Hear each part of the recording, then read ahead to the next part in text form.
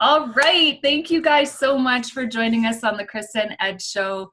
We are so excited. We actually have a real life giant with us. Mm-hmm. His name is Nick Fitzgerarld. Some people say that they don't really exist, giants, not Nicks. There's lots of Nicks out there in the world. But everyone who actually meets Nick would actually tell you differently. He is 6'9". Oh my gosh, he definitely stands out in a crowd, and he always has. In 6th grade, if you can imagine this, he was already 6 feet tall. That's a foot of grade. Yeah, that's awesome. His freshman year of high school, he was 6'5", and needless to say, basketball was his life growing up. I'm sure everybody wanted you on their team too. I bet you never were the last guy to be picked. Never had that problem. No. I always was in basketball. Too. Anyways. It's okay. He quickly became a varsity star as a freshman and was one of the top 200 players, oh my God, in the country before he was a senior. He went on to play Division I basketball at Southern Utah University and played in the ABA and CBA for a couple of seasons after college. Nick has lived the typical entrepreneur lifestyle, working for other people, not being fulfilled in his work, and eventually walking away from corporate America to start his own thing. We can relate. Yeah. Though it took him longer than he would have liked to finally listen to that inner voice. I want to talk about that inner voice, telling him to follow his dreams. He credits the struggles he went through for helping him become what he is today, a storyteller. Disclaimer, he actually wrote this bio, but it's so good that I actually have to read it. That's how good of a story. It's like, this is juicy, this is juicy. It's like, we can weed out this paragraph. I'm not changing it. Okay, let me finish. There's more, guys. So, as the founder of Friendly Giant Films, he helps businesses and entrepreneurs build relationships through their audiences through emotional storytelling using film and video, with 13 guys, that's so awesome, feature films, 2 television series, lots of commercials, and shooting news stories for the NPPA's West Top Station of the Year under his belt. He's learned from master storytellers about how to connect with people through storytelling, and now he strives to help others find and tell their own stories. Nick is married to Liesel. You got it. You got it. I know. Yes, she's going to see it and be our friends. Lisa. Nailed it. Together. They have 4 crazy kids. We have 4 as well, so we could totally relate to this, ranging from ages 4 to 14. And Nick lives in Salt Lake City, Utah. So welcome, Nick. I know that was a huge mouthful, but I mean, it's all such amazing stuff, and I wanted to make sure that we share that because you're a big deal. Like, you're a big deal. Yeah, you're only physically, right? Only physically. Yeah. So why don't you Oh, sorry. Thanks for having me. It's so awesome to be able to talk with you guys today. So appreciate it. Thank you. So why don't you just, tell us a little bit about yourself, if there's anything left there, and tell us what you do. It's like, we're done. Thanks. I'm good. No, just I've just throughout my journey, like you talked about, the inner voice is such a huge thing that I've learned, especially over the last 3 years, to really listen to and to follow. And so with what I do, helping people tell stories, but also in general, just one of the things I love doing is helping people realize that they can listen and they should listen to that voice when they hear it, and to not be afraid of what it tells you or where it guides you. So that's my biggest thing that I love to do. Yeah. And that inner voice is, oh man, it's so powerful. It is so real. And it's sometimes not until you go through things and you look back and you go, oh, that voice was there and I knew I should have listened. Right. Yeah.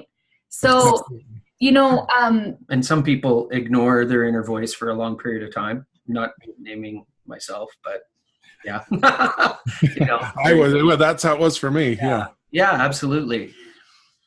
Yeah. So,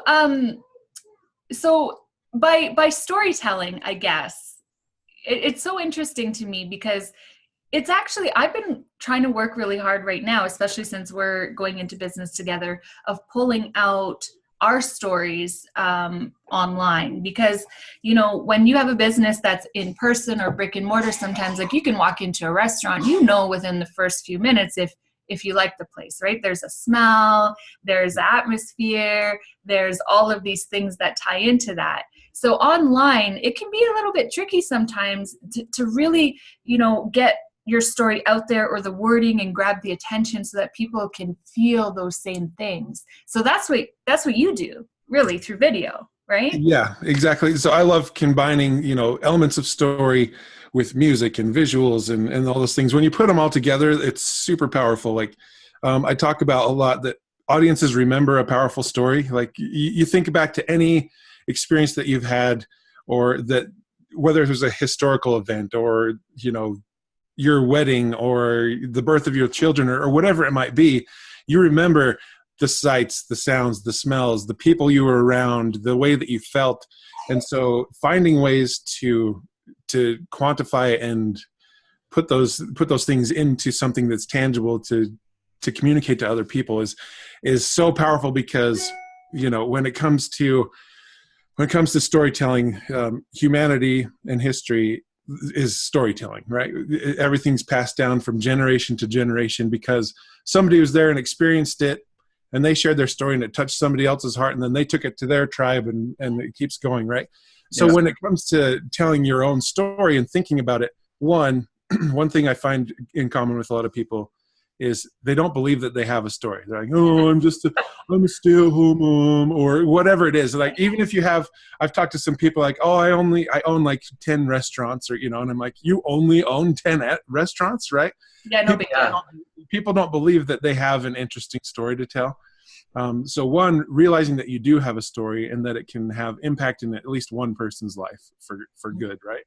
And then just finding a way to kind of get past that. A lot of people get self-conscious, especially if a camera's put on them, you know, that kind of thing. People clam up or close off. But finding your medium, like mine is visual, and I like to write, and I play music and stuff too. I kind of, anything creative I just love. But some people, you know, podcasting, that's their voice, or video is their voice, or blogging or typing out articles, that's their voice. So just if you can find the channel that you're most effective and you can really express things down to where you think about, not necessarily saying, telling the story of like the ABC happened to me. It's more like, this happened and I remember I felt this way, or I had that gut reaction where I was like, I need to go, or I need to do this and I need to do that. And describing those kinds of things are the things that really connect with people on an emotional level. And that builds relationships and strengthens people's, you know, relationship to you or your brand if you're a business, or if you're dating, you know, you're telling stories, you're getting to know each other, you're telling each other your life story, right? Yeah. And we all know that it's super impactful, and lifelong relationships are formed from it. So when it comes to helping people tell stories, those are the kinds of things that I like to help people realize and to look at in their own lives. So yeah, and I think that's so powerful what you said, that everybody has a story. And I know for me and for us, we're really just, you know, exploring that right now and realizing that.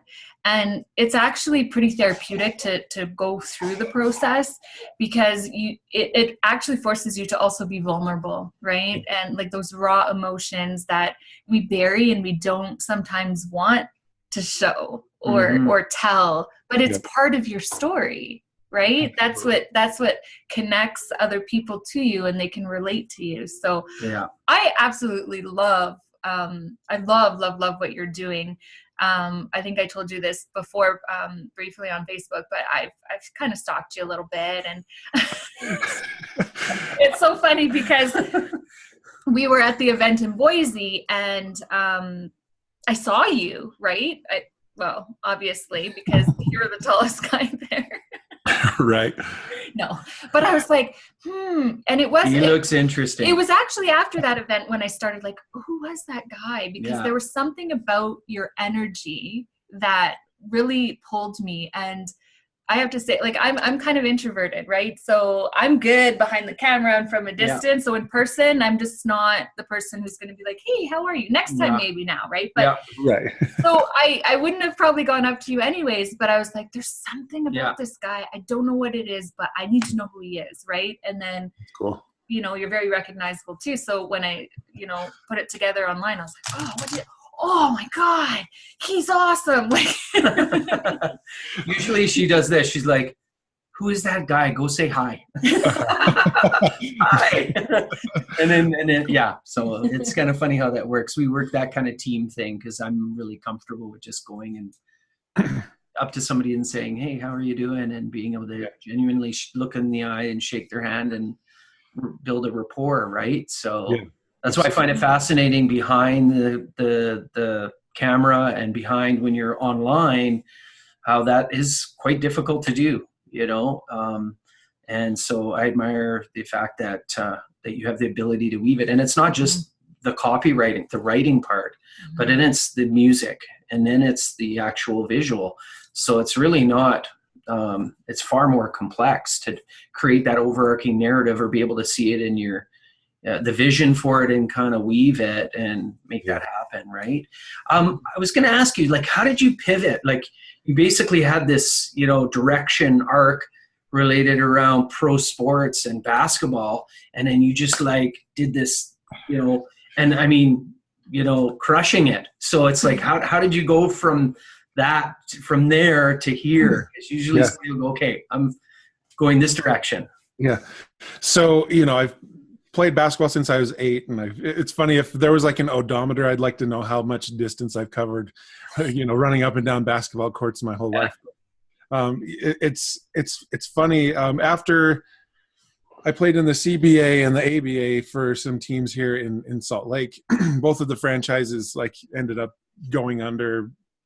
All sorts of fun stuff where I put tons of hours and stuff in and didn't get anything really out of it aside from, you know, exercise 3 hours a day and, you know, that kind of stuff, which was good. But at the time that happened, I had, our oldest was about 2 or 3. So she was really young, and we had just moved into like our first home. It was a townhouse.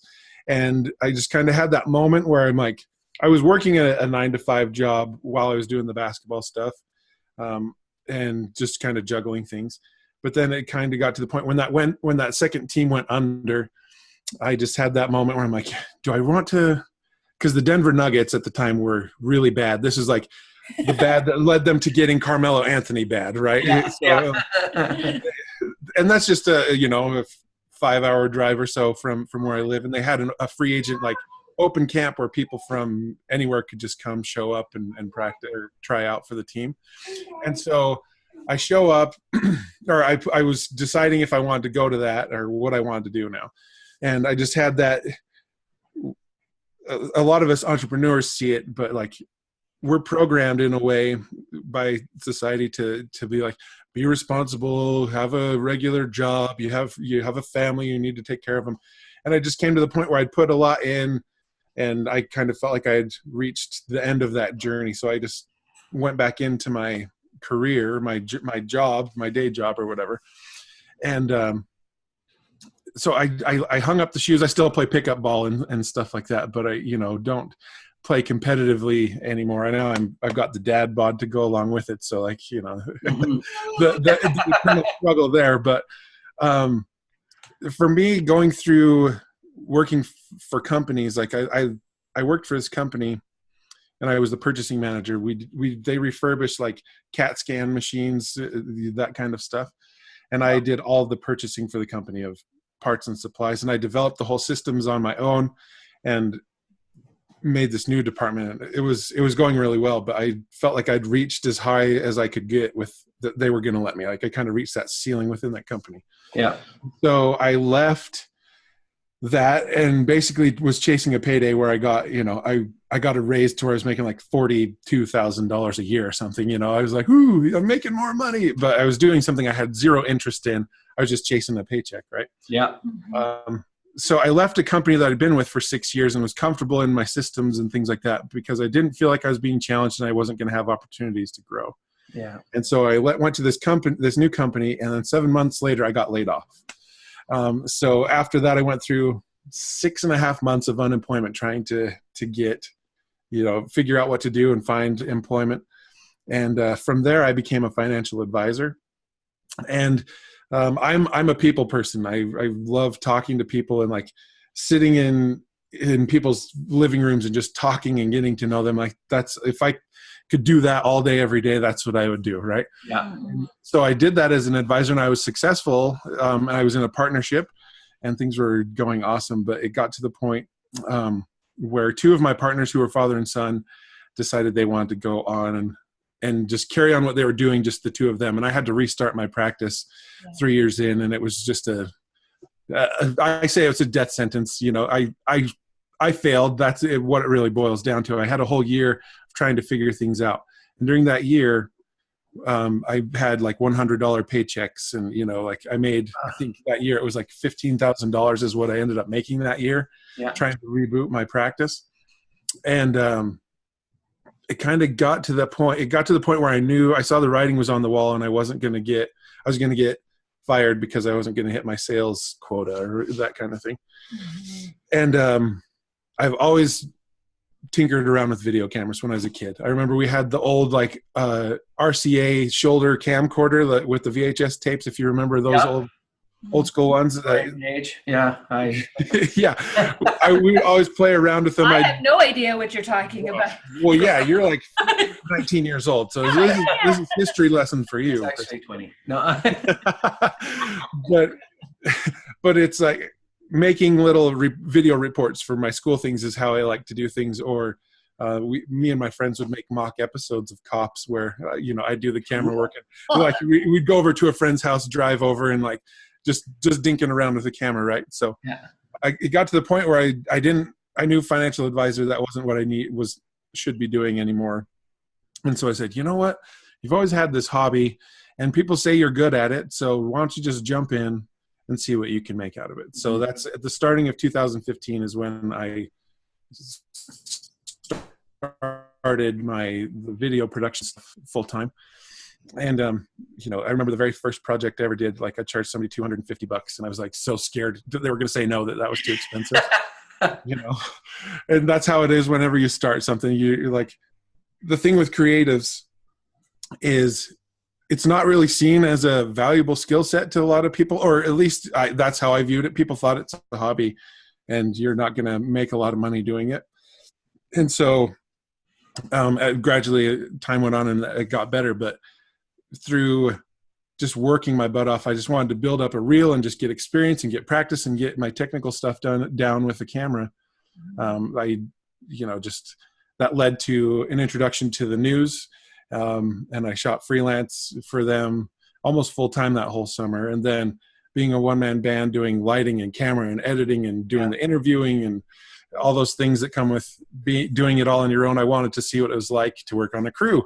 So that's how I got into film.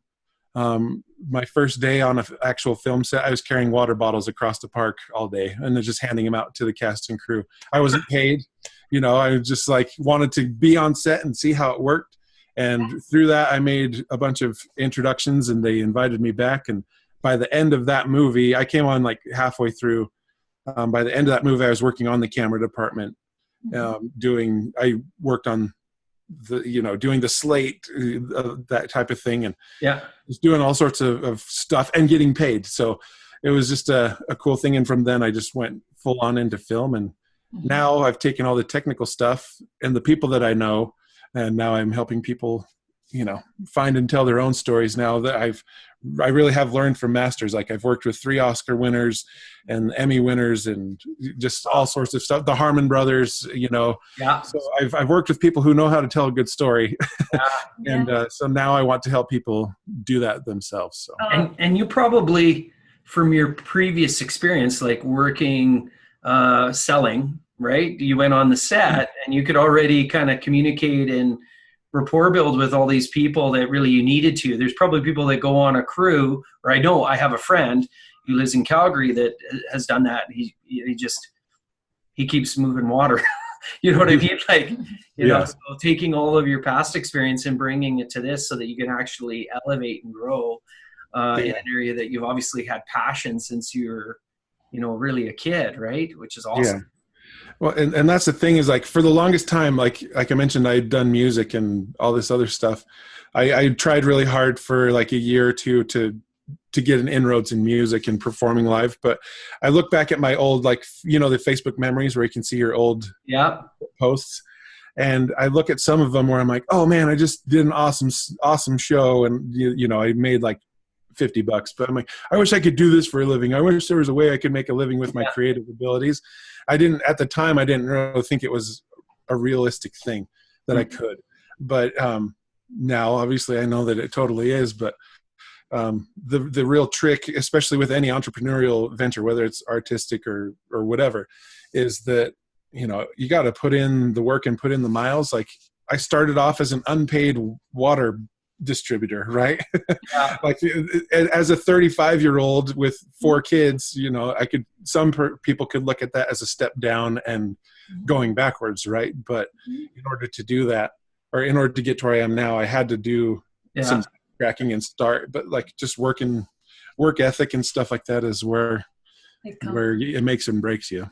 I think it's so important to say that. We talked about this ourselves earlier, where, you know, from an outsider looking in, people very easily just see, you know, the end result, or online sometimes the highlight reel, and they think, oh, they're just talented, or oh, they're just good at that. They don't see the blood, sweat, and tears and the passion and all of that stuff behind the scenes that you go through, right?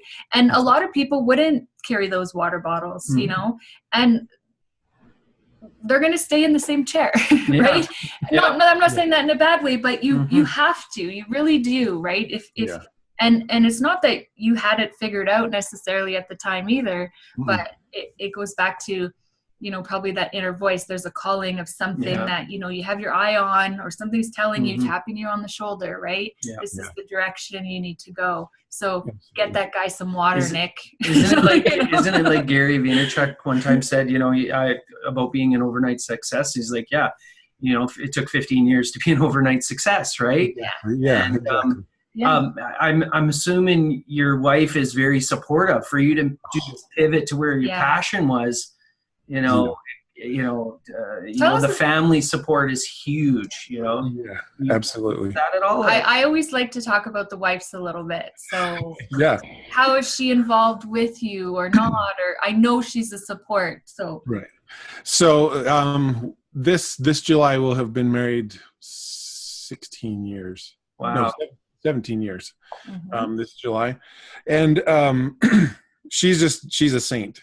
She's an angel on earth. Like, to go for like every change that I've had, there's never once been like a stressful freak out. What are we gonna do? You know, or while other people in maybe my extended family or neighbors and stuff would see what I'm doing, and knowing that I'm not making a lot of money and I've got 4 kids, being like, why doesn't he just like stop being selfish and go get a real job, you know, that kind of thing. She has never once been like that. Like when I got laid off, especially, I waited till I got home that day to tell her. I didn't want to like give her that phone call and let her think about it all day. But the thing, like after we had that conversation, like 2 things happened. One, like when the laugh actually happened, it was like a sense of relief. I was like, oh, like I felt so much better for some reason, even though the future was unknown. But her response to it was just like, well, what do we do next? I know we can figure this out, so let's move forward, kind of a thing. That's awesome. She's a quiet, reserved type. Like once you get to know her, she comes out of her shell, right? But we get along awesome.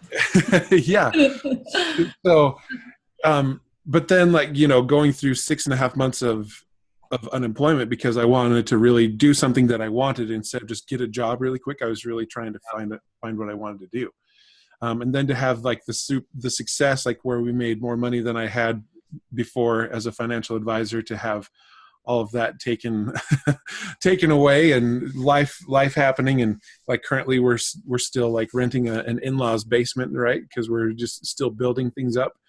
But not once has she complained or been like, come on, get your crap together, Nick. Like she's just like, I trust in what you're doing, and I believe in you and what your vision is. So whatever I can do to support. So, with 4 kids, like now they're all out of school. So it's, I used to work on the kitchen table, but now the kids are off school. So I've like migrated into our room, and I'm using my wife's like sewing desk as my office right now. So, but she just like she took the kids out to get Slurpees, right? Yeah. When she knows that I have something going on that I need to focus on, she's like amazing at, supporting and making it possible so that I really can concentrate and get things done, which I know that I'm super lucky, and that's not the case for a lot of people that get into these types of stressful situations that can cause a lot of problems. But I totally it is cool. Yeah, it is cool just how cultures change to accommodate that. It's, you're in a meeting and somebody's in Starbucks and they're video conferencing, and like our global, like our world, everything, the business I was involved in before, it's like, okay, we need to have the corner office, and you need to have a boardroom, and you need to have this, and you need to have that. And that's kind of the way things were. And today, we're doing the balancing too. We have a child that's doing somersaults not far from here right now, and so the work-life balance type of thing. And it's pretty cool. And it's awesome it's incredible that she supports you that way. And that's the way, Absolutely. So I wanted to just talk about with you about creativity, because I can tell you're a creative guy. You have to be, to be doing what you're doing and be good at it. And you said you play music and stuff. I actually am also a very creative person. Mm-hmm. So I don't think that there's anything that can't be done. And my head is like, if you were to picture my head as, let's say a motorcycle is doing burnouts like all day long, right? Yeah. Just to give you an example, when I first met her, like a couple weeks in, she sends me a picture, and it's basically the Rapunzel scene where the guy's like got his arms up trying to go onto the hair, and the blonde's hair is billowing down. And then she's got a caption, and it says, "No way, Ed. These are expensive extensions." You know what I mean? And she did this all in paint. Like literally, it was like, I was just like my brain. At the time, I was in my corporate job board, so I had to, whatever. Yeah. But like sometimes, especially like being a creative mind and being an entrepreneur, like for me, has its struggles sometimes. Like I have to really try and rein myself in and balance, and not to chase that squirrel, I guess. Did we show it to you? In a certain way. And squirrel, but earlier, sorry, I'm going back in topic here, but when you're talking about doing videos and whatnot, and it's not always about the money, I think as creative minds we can be perfectionists sometimes, right? Absolutely. So one thing that I'm really learning and trying to get better at is, implementing, just do it, and you can fix it and make it, better later in a sense, which is, why this podcast has come to light. And I'm like, okay, we're going to interview people now because we need to add more. And, like, what's your take or experience on that? Or if you have any advice or how you deal with it, because I'm sure you have the same struggles. Absolutely. So for me, my brain has always been like, I always come up with ideas, and I'll start going on something, and then something else will come that I think might be better, or I get an idea and I say, okay, I'll come back to that. I'm trying to focus on this. And then I either forget about it. Like I always ask my wife, I'm like, remember when we were talking the other day, like what was that thing, so I totally get the having lots of things flying through your head. It's funny, as I've grown in my business and what I'm doing with companies and stuff, it's a lot easier to focus on other people's, on exterior projects, getting results for other people as opposed to myself, right? And so I'm trying to find where that disconnect is happening, because I just finished a project for a company here in Utah that does like jet turbine engines, and they absolutely loved it. And honestly, I think the key that made that one so easy is that I found people. This is really one of my first where I hired a bunch of different technicians to handle different aspects of it, as opposed to having my fingers in all of it. Yes. in a way. And so when it comes to my creative ideas now that like the Trello system that you guys know about, and if anyone that's listening doesn't know, go check it out. But like, it's a good way for task management to prioritize things. And that has really helped me to see the checklist items that I need to get done. And also there's a place where I can just dump all of my ideas so that I don't get sidetracked and I don't forget them later. That's been a huge thing for me to now be able to utilize. But honestly, if you can find, whether it's your spouse or business partner or whatever people that you have access to, family members, friends, if you have people that you trust and you can share your ideas with, it's so powerful for somebody like me that says, oh, I'm going to do this and do this and do this. If I just keep that to myself, there's no accountability to it. Like if I forget, then, oh, I forgot, it's no big deal. But if you share that with people and let them know what your intentions are and what you'd like to do, like going through this coaching program that we met through, I've shared it with my family, my kids, where I am on my steps. And my 8-year-old every day, he's asking me like, did you check off another box today? Like, awesome. Like I went through last night and I showed him the stuff. So I think for me and my creativity and how my brain flies around from squirrel to squirrel is that if I share the ideas and the things that I need to get done with people, they help hold me accountable. Yeah. So if you can find somebody or something, whether it's a system or a person, to be that for you, like you'll start to really get a lot of more direction and traction in the direction that you're going. And it helps you get it out too, right? Like for me, sometimes there's so much, I literally feel like I'm going to spontaneously combust. Right? Yeah. We actually, because of it, have a whole wall in our basement that we did in a whiteboard, because I don't typically write notes either. I draw, right? Like, cause I'm visual. So I'm very like, okay, this means that. And but I have to get it out. Notebooks are too small. I can't. And I'm a list guy. I'm like, let's make a list. She's like, no list. How do you translate picture to list? Yeah, no lists. What are you doing? Put that down. Actually, I'll be like, I need a list. Like I gotta write it down. And yeah, I'm learning that I need to stop fighting the list thing, because even going to the grocery store. I hate it. I'm just like an improver. Like I don't know. Like, get me Captain Crunch. Oh, I'm not taking a list. And then the Captain Crunch doesn't make it back. No. I always say sorry. Sorry, it wasn't on the list. Well, you didn't have a list. Okay. All right, whatever. Just elite Wheaties. I'm just teasing. But yeah, it is. It's fascinating, I love that you involve your kids as well. So that's one thing that, I don't know. I don't know if you even know this about me, but I actually, when I decided to leave my corporate job after 15 years, I was going to stay home with my kids after my son came.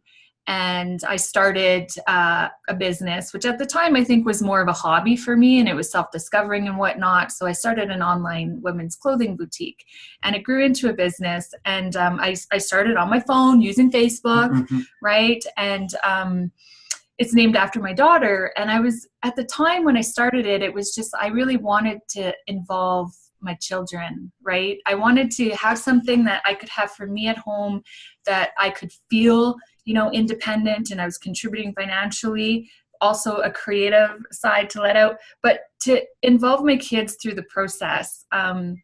Both of my parents were entrepreneurs or are entrepreneurs, but I wasn't really exposed to the business side of things. So I want my kids to just see that this is, an option or another lifestyle if it is something that you choose to want to do. So, when my daughter was helping in the boutique, she had a desk and she's like, yeah, I'm in charge, right? And she just put stickers on stuff, but there are ways that you can involve them, like you do with the checklist. So I really like that. And I think I saw that on Facebook.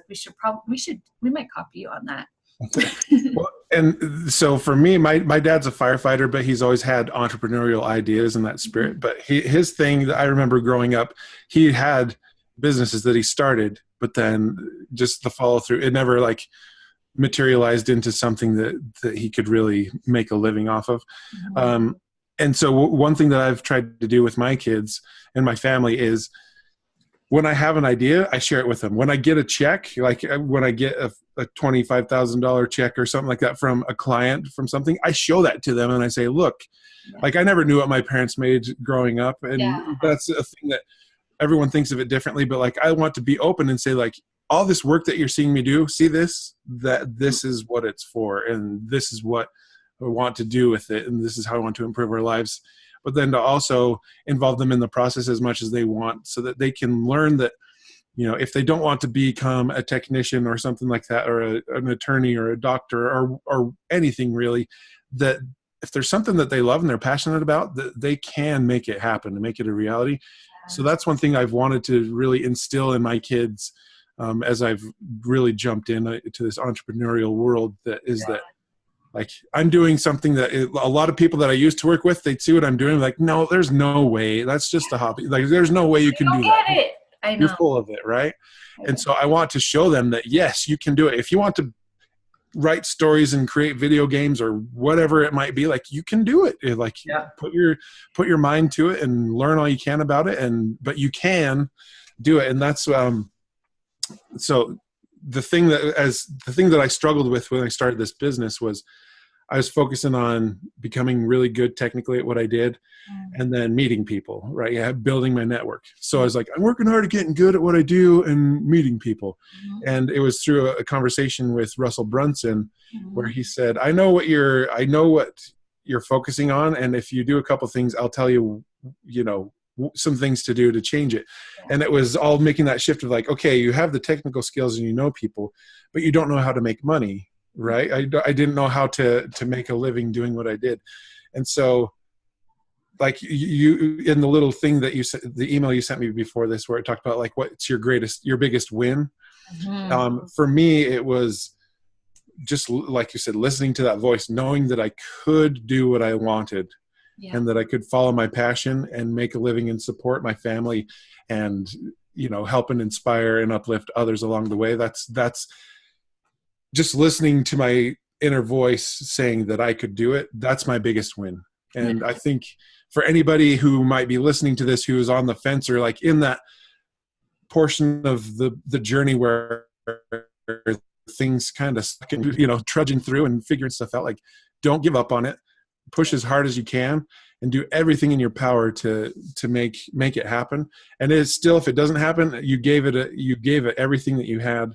And you can never be ashamed of that. Yeah. You don't know until you try. And, you know, like me and him, we both had our own businesses and had successes and ups and downs and whatever in that. So, but we're kind of at the beginning of the journey of exactly what you're talking about, starting over again together.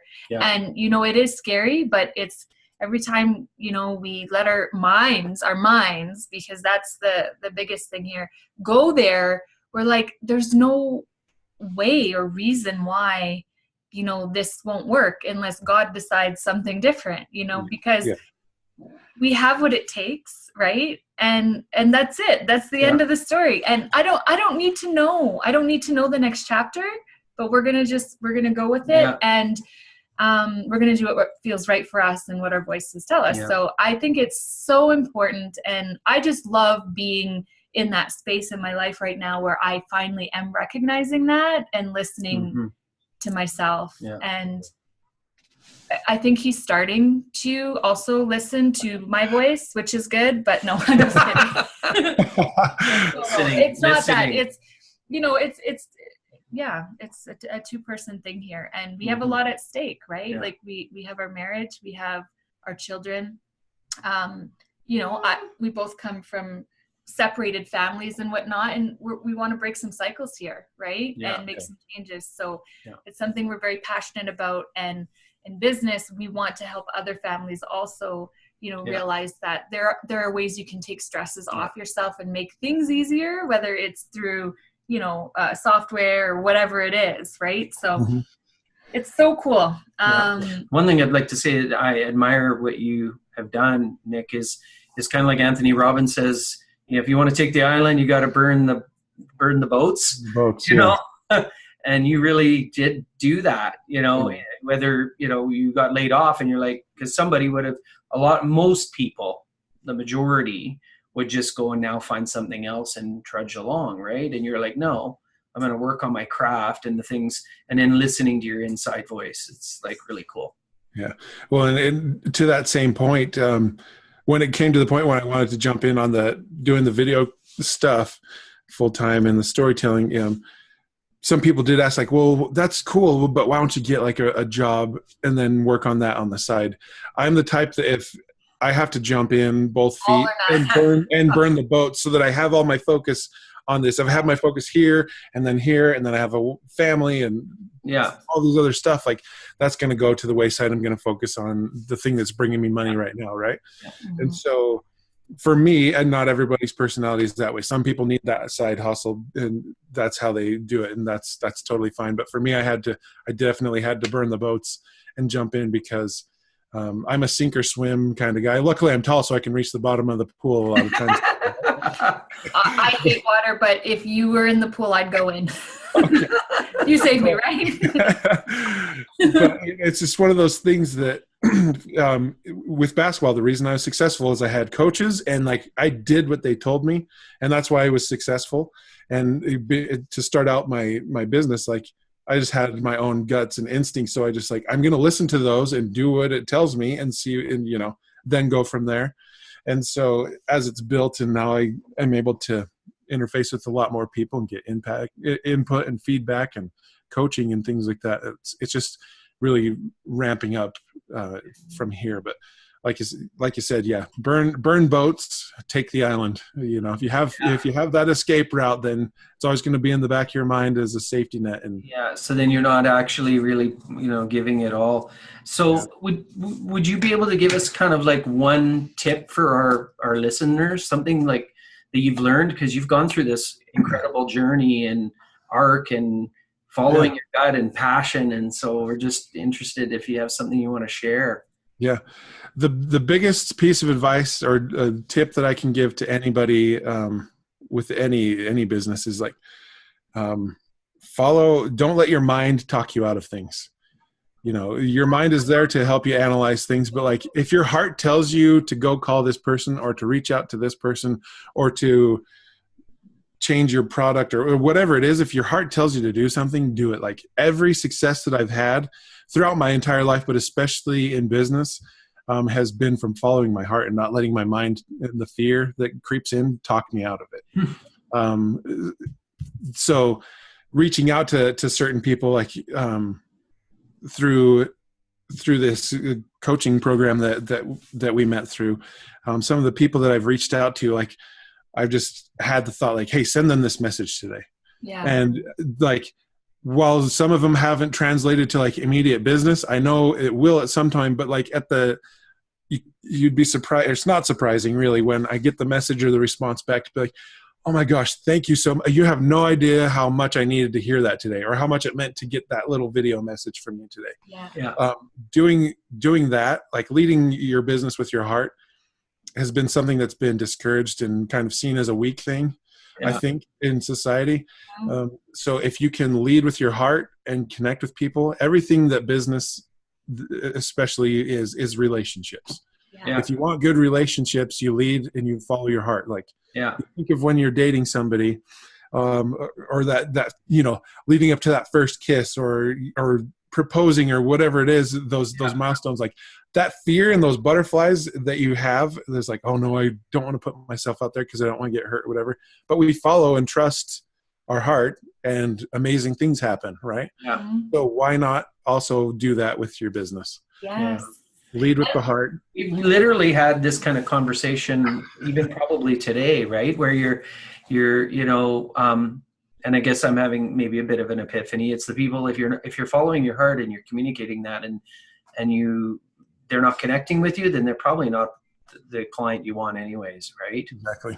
Yeah. Ultimately. And, like our podcast is kind of about that because I just see so many parallels between, business, partnerships. We talk about like he has a business partner, but now like we're partners, but we're we're partners, married. Like there's just so many parallels, and it goes all the way back to relationships every time, right?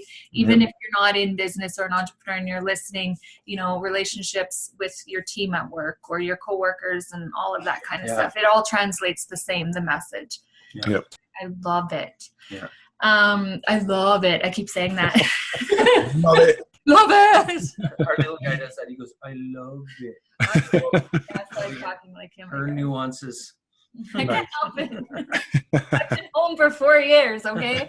I talk to 4-year-olds. Yeah. So one of the questions we always love to ask is, what's your superpower? Like, what do you know, that's can be a hard one, but. Yeah. So my superpower is I connect with people like really fast. I can build a rapport and connection with somebody in minutes. And it's just crazy. Like throughout my whole life, that's been the case. It hasn't just been, you know, the last couple of years as I've been doing this. Like, so by being able to connect with people, they open up, and people have shared experiences in their life or from their life with me that are just super powerful and amazing things that have affected my life. And so having that ability and that gift, which it really is, it's not something that I really developed or said like, I want to really connect with people and I studied it. It's just something that I've always been able to do.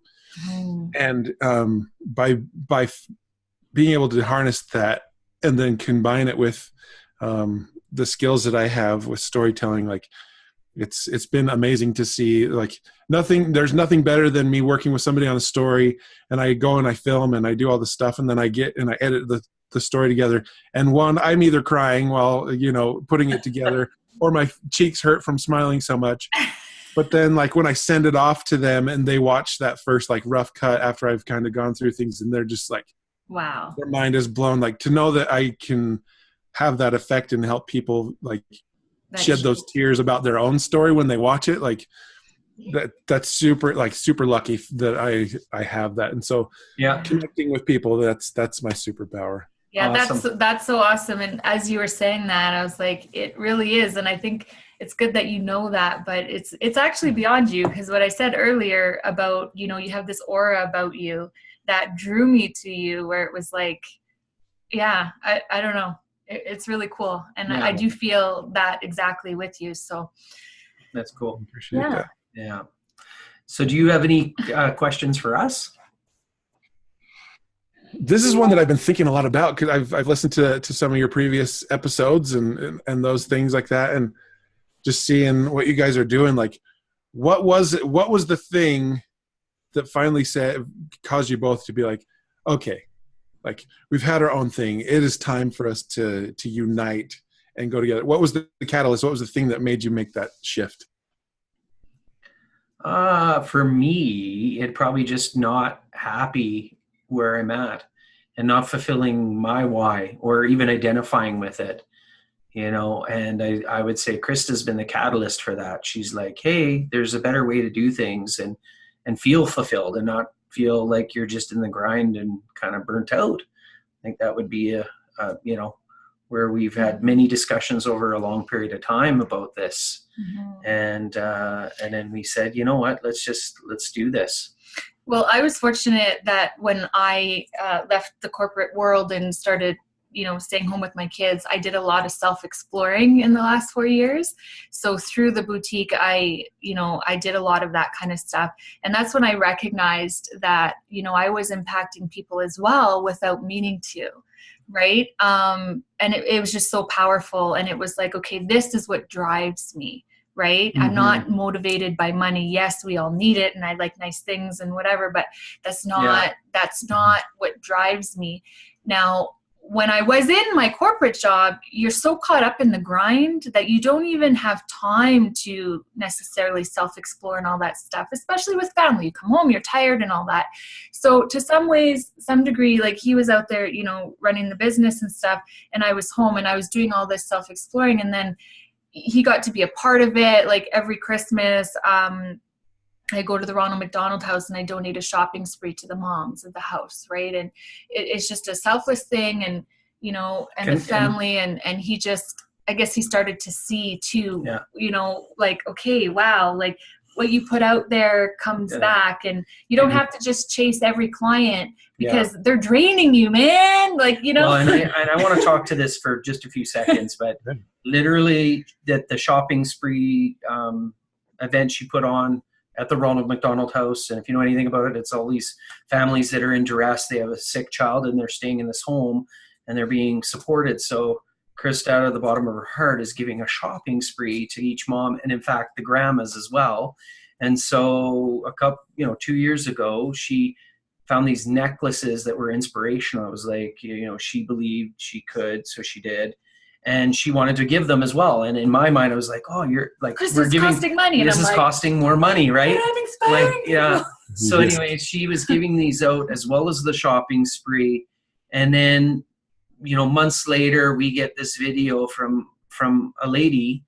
And I think this is actually a bit of a turning point for me. And so we get this video from this lady, and she's recording and she's talking about how her, you know, she got the necklace. In fact, one of the only good shots we have from her being at the Ronald McDonald House, you know, helping the moms, happened to be this lady, this mom. And she said, you know, days later, her child passed away. And she then said, you know, that necklace was the anchor for me. It was, or the anchor for her. Like, she'd look in the mirror and say, and read it and go, you know, this is, this is how I have to be a strong wife. I have to be a strong mom for my other children. And it really helped me through it. It's one of those videos where it's so raw, and you get the hair on the back of your neck and your back and the shiver.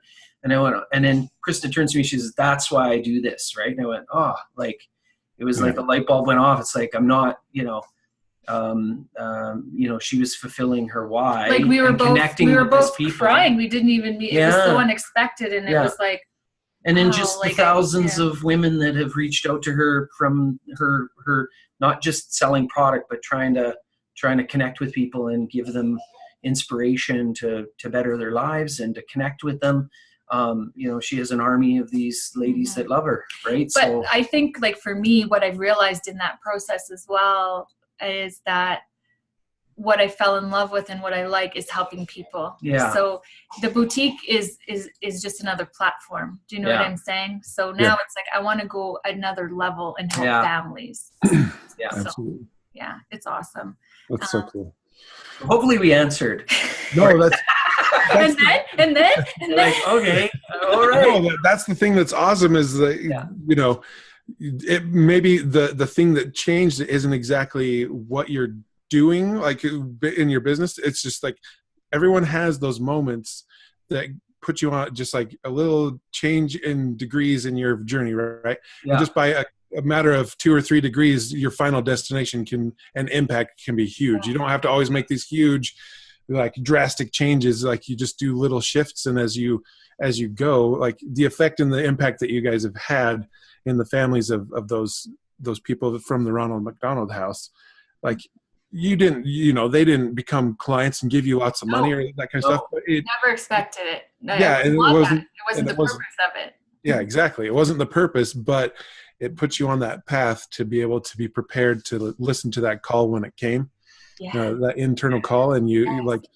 I think was it Myron Golden talked a little bit about that, like how we all have a calling in this life. We have a purpose and stuff, but how many of us listen and accept it when it comes?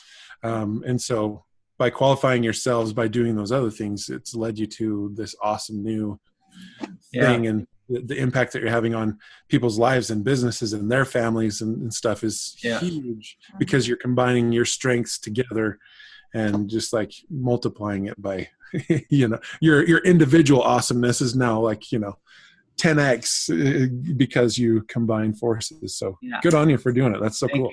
Thank you so much. So Nick, can you tell us how our listeners or viewers, because God knows where this is going to end up, can get a hold of you? So right now I'm in the process of building my website. I have something that I just threw together, but friendlygiantfilms.com. is my website, but you can find me on Facebook. And then I'm actually going to be launching a podcast in the near future called Funnel Stories Podcast.